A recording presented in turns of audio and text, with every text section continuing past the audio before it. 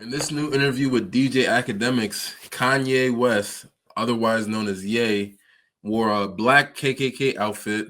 He called himself evil and unleashed a whole bunch of allegations against the Kardashians, the music industry, and a lot of threats that got the whole music industry in a complete uproar. What's going on, everybody? It's Professor Zeus, and I'm back with another video. If this is your first time at the channel, just know I greatly appreciate you. Why don't you go ahead and subscribe? We're on our way to 2,000 subscribers, and we are taking it the humble route. Guys, listen. In the past 24 hours, this interview with Kanye and DJ Akademiks has gone literally viral, and it's, it's so many different things to unpack, man. And first and foremost, he's wearing a black KKK, like inspired, I guess, or influenced hood and robe. And, you know, he's wearing a Sean John t-shirt with a swastika necklace. You know, if you think that you've seen it all from Kanye, I mean, this is an interesting way to push the envelope. So just a little backstory before I play some of it. You know, DJ Akademiks, he's, you know, one of the more popular media personalities with his own, he got his own issues or whatever, but you know, he's known for a lot of unfiltered takes, obviously. And you know, Kanye, you know, he's Kanye. So he's literally one of the most forward-thinking geniuses within music that we can honestly say. And you know, this interview has like over 1 million live viewers, and you know, it was raw. It looked into the mind of Ye. And you know, it's interesting because I just finished watching it a few hours ago, and you can see how people can be fascinated by Ye and how people can be frustrated with him at the same time. So I'm gonna just play a little bit of it, and I'm gonna put it in the description. I'm gonna talk about it, okay? So I'm gonna try to, you know, break down like some of the most shocking revelations, I guess. You know, trying to offer a fair but critical analysis of what was said and, you know, what it all means. You know, whether you're a fan of Ye, you're just a music critic, or you know, someone trying to make sense of everything that's going on with him. This breakdown will try to give you the best context needed. So without further ado, let me pull up some of this. So I'm gonna pull up the first scene when Ye walks in with that in the interview, and he's wearing the outfit. Just look at Akademiks' face, all right? Get a good angle if I'm sitting here.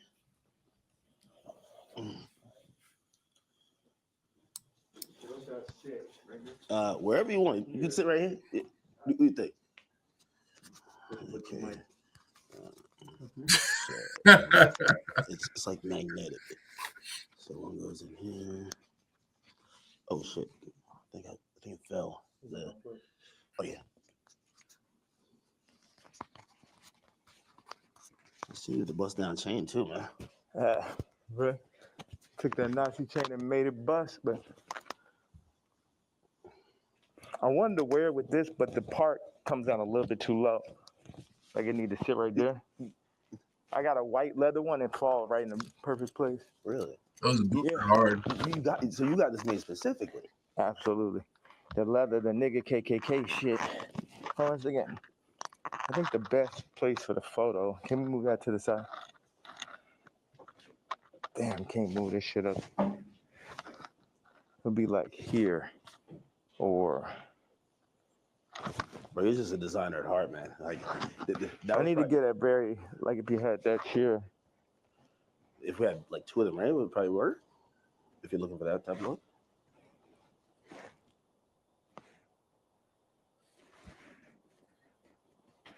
I should just stand. The best thing would be right here. And then you put your chair right there. Take my Timbs. So like put this there. Yeah, like if you. Let me get this out the way. Yeah, it's perfect. So you take that away. So we just have like this, frame it right here. Okay. So move this or keep it? Yeah. Right. The fact that DJ Akademiks is doing all this. Keep this is the middle, or this. I would take that over just out. You don't need none of that bullshit. Yeah. Now, what's the frame look like? Because I like just standing right here. Okay. But also, be nice if you sat back here, you can get like a full frame. Now, do you want to talk to me or stand when I'm here? Like this? I mean, I'm letting you set this on right now. What do you think? I should have had to throw the boots on with it.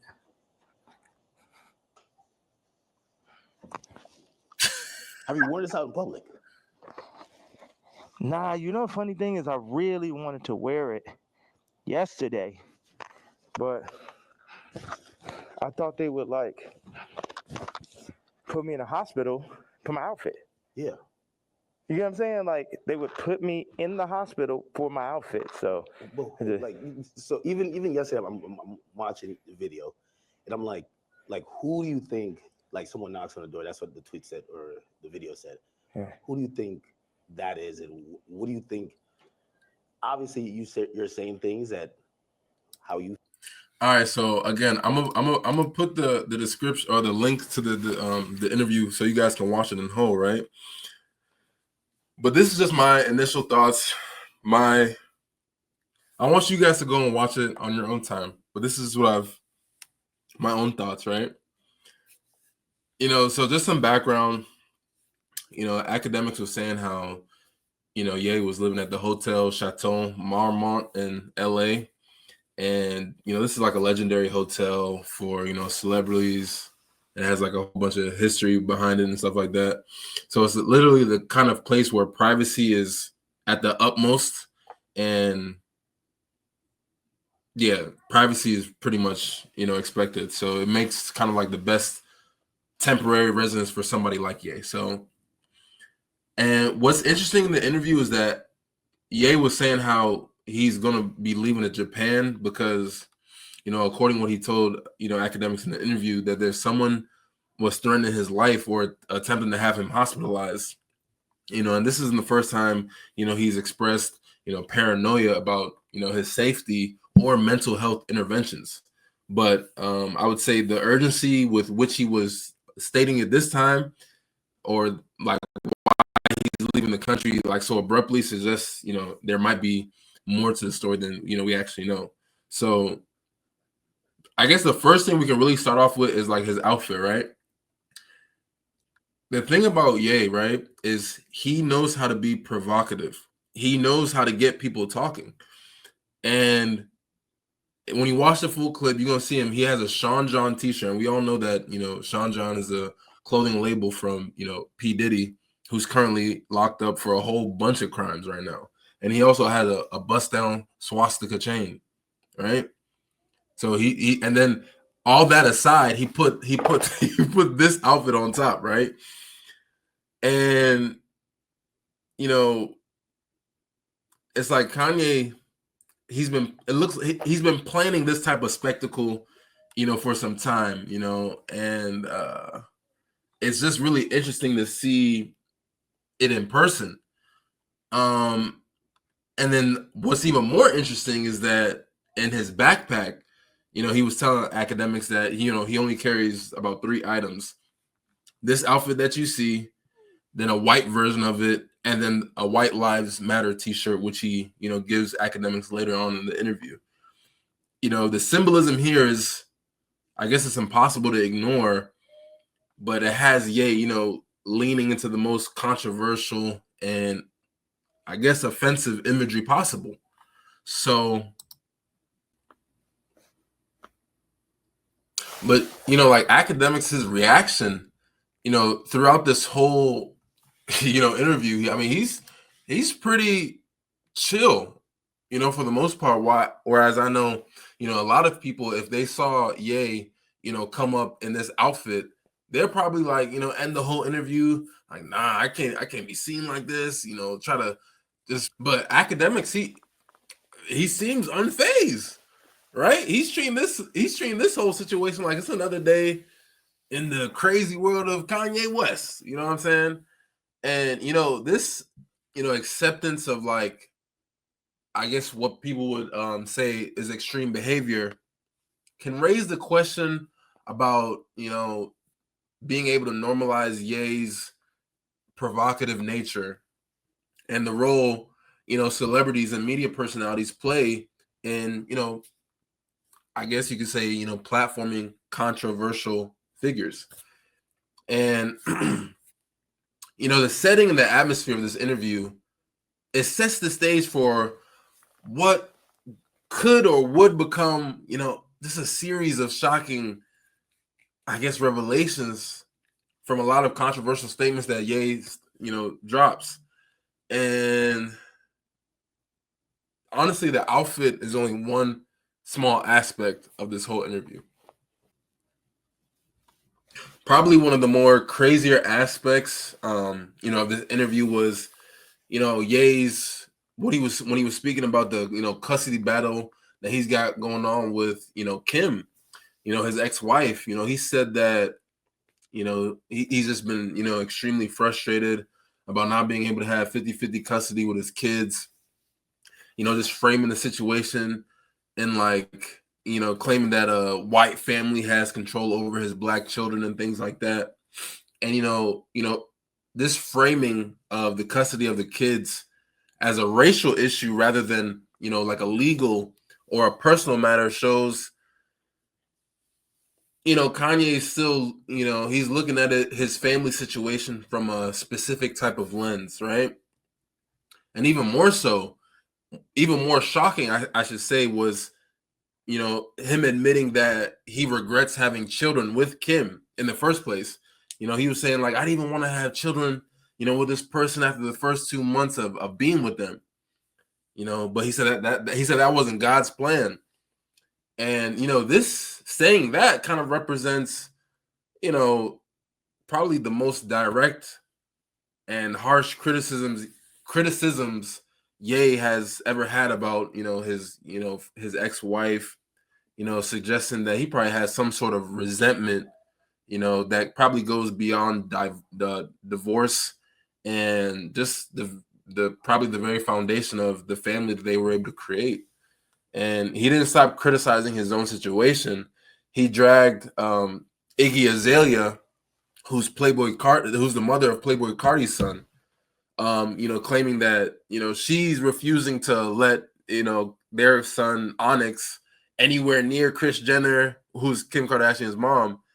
And Iggy has never came out and publicly confirmed and denied this, but the way Ye is talking it is like he presented it as evidence of a pattern of problematic behavior from the Kardashian clan. Let me not say clan, the Kardashian family, specifically with Kris Jenner. And what makes these allegations even more crazy is that how it could affect, the children who are going to get caught up in this public feud, right? Ye has 4 kids with Kim: North, Saint, Chicago, and Psalm. And they're super young and impressionable. And even North, she started making music herself. She got songs with her dad, different things like that. But a lot of this family drama is playing out for the public, and it's kind of unfortunate, And from some reports, I guess Kim is trying to adjust the custody arrangement, making her sole custody or whatever. Who knows? But this whole debacle with the Kardashian West custody battle, it highlights the intersectionality, I should say, of being a celebrity, how race plays a factor, and family dynamics that this extends way far beyond any typical type of divorce. And it's impossible to know the full truth because we're not celebrities, we aren't them, so we will never really know. What's clear is that Ye, how he's airing out a lot of this information, it probably is going to escalate a lot of the tension between the family, and he knows them, so And then another part of this interview that was really interesting is how Ye feels betrayed by a lot of people within the music industry. especially from artists that, you know, he once considered like close friends. So again, he mentioned Cardi, Playboy Cardi, who I guess apparently he removed, because Cardi dropped a album, the I Am Music album, and Cardi's on a song called Backdoor with Kendrick. And Kanye saying he feels bad or feels mad because Cardi removed him from that song. And what's fascinating about that is he wasn't really bothered about being cut from the song. Is he's more so surprised that like people can still like do these like types of moves to him, right? And you know what Ye was saying, what you know kind of triggered his whole aggression towards Cardi is that Cardi wanted to get Kanye's daughter North on one of the songs on the album. And again, this situation just highlights how complex it is for someone like Ye, who's both an artist and a father, right? You know, what Ye is saying is that North, you know, demonstrated a lot of loyalty in this situation because North is like, as young as North is, right? North is saying like, yo, dad, if you have a problem with Cardi, then I have a problem with Cardi as well.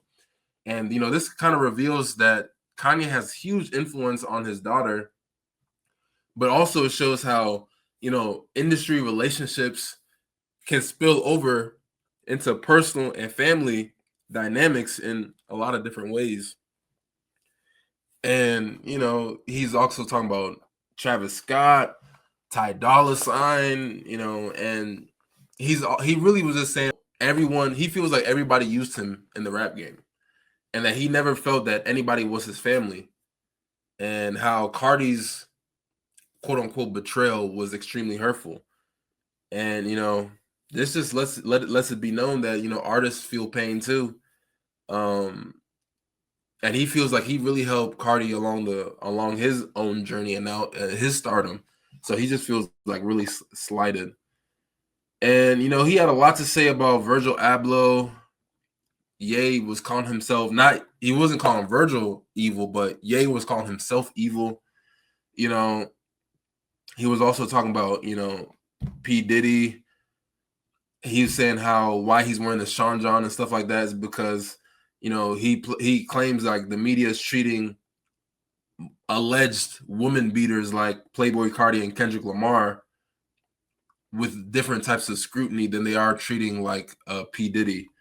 And he also was talking about Jim Jones from the Diplomats, and he was calling him a retard because because Jim Jones tried to get him to get into this little cryptocurrency type of finesse where Jim Jones would make $2 million or whatever. But then Ye wanted some help. I guess they were collaborating on some clothes. So Kanye basically asked Jim Jones to send him a PDF, which is like just a PDF of a whole bunch of designs from a whole bunch of young kids from New York who are like the next generation. So Ye's like, yeah, let me see what the next generation is doing because you guys know I'm the godfather of fashion. But then, you know, Jim ended up texting Ye and was like, yeah, I don't know how to send a PDF. So Ye's like, yo, how the hell I helped you make $2 million and you can't find somebody to help you send me a PDF? So he's saying like how everybody's just using him. And I can understand that type of aggression. Like, bro, I just helped you make $2 million. You can't send a simple PDF through text about a whole bunch of designs. That's honestly crazy. You know, that's honestly crazy. And, you know, you guys got to watch this for yourself. There's so many different tidbits of like information that Ye is just dropping. And, you know, this really isn't just like another celebrity interview, right? It's a real glimpse into, you know, one of music and one of fashion's most influential and controversial people like of all time, right? And, you know, him wearing, you know, the KKK inspired clothing, him calling himself evil, you know, he's pushing boundaries, you know, that go against, or I should say, not even go against, but go beyond artistic expression that, and some people can see as harmful territory. And anybody who's ever followed Ye and his life and his career, he knows like he's not afraid of controversy. This is going to cause a whole bunch of controversy, and now his names are going to be in his name is going to be in the headlines for a little bit now. You know, it's really impossible to ignore the same pain that he's also feeling.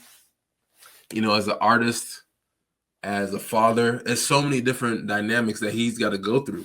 You know, and there's just so much you got to really unpack. Like I could really take an hour to try to break down this whole video, but I'm gonna leave the description, the link to the video in the description. Let me guys know what you guys honestly think about this interview.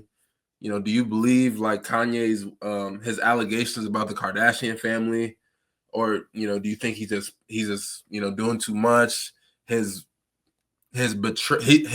felt grievances with a lot of people in the music industry.